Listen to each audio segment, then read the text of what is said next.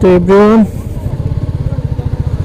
দেখলাম তো অনেকগুলো পাম্পে তেল পাই না, তো খবর পেলাম কৃষি স্টুডিওর উল্টা পাশে একটা পাম্প আছে, ওইখানে তেল দিতেছে। ওই যে উল্টা পাশে পাম্পটা, ওইখানে নাকি তেল দিতেছে। কতটুকু পরিমাণ দিতেছে জানি না, তবে যেহেতু দিতেছে মানুষের লাইন তো থাকবে অনেক। ও মা গো, মেলা লাইন,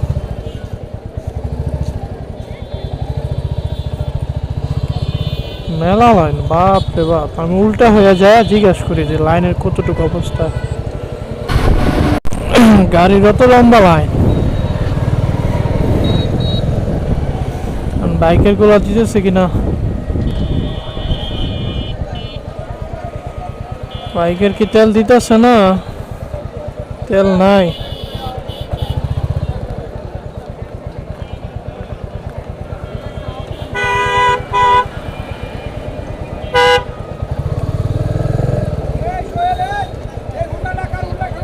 তেল দিয়ে একটু নিয়ে যাই আজকে, না একটু পরিশ্রম করি, কি বলেন? লম্বা লাইন তো, মেলা বড় লাইন। আরে বাপ, একটা কতগুলা বাইক দেখাই যায় না। আল্লাহ আল্লাহ আল্লাহ আল্লাহ আল্লাহ, একদম মাথায় লাগছে।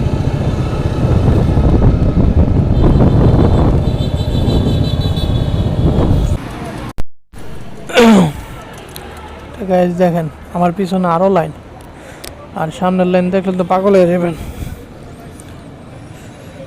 অনেক চিন্তা ভাবনা করলাম যে এখানে তেলের রাশ বেশি, তো ঢাকায় চলে যাবো, ঢাকার থেকে যতটুকু পারি নিয়ে নেব। আমি আজকে আনতে তেল নিতে পারবো না। কাহিনী হচ্ছে বিশাল কাহিনী।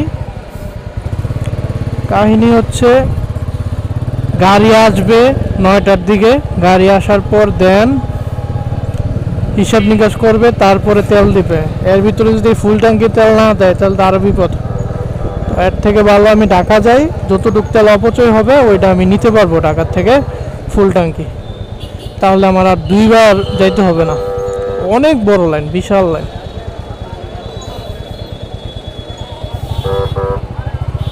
বিশাল বড় লাইন। আর পুলিশ বাহিনীও মেনটেন করতেছে, আর পুলিশ বাহিনীর গাড়ি তো তেল নিবে, তেল নাই। বিশাল লাইন না ধরাচ্ছে চলে যাওয়াটাই ভালো। একদম ঢাকা যতটুকু ফুরাইয়া একবারে তেল নিব, দেন তেল নিয়ে বাড়িতে যাব, গ্রামের বাড়িতে যাব। এর আগে পরে আবার এখান থেকে আমি ফুল ট্যাঙ্কি করে নিয়ে যাওয়ার পর দেন আবার আমার ঢাকার থেকে আবার 2-3 লিটার তেল ঢুকাতে হইব। তো এর থেকে ভালো আমি একদম ঢাকা থেকে নিই, সেটাই আমার জন্য ভালো হবে মনে করি। তো চলে যাই, আর থাকবো না এই আর কি। সব হিসাব নিকাশ করে ফেরত যাচ্ছি।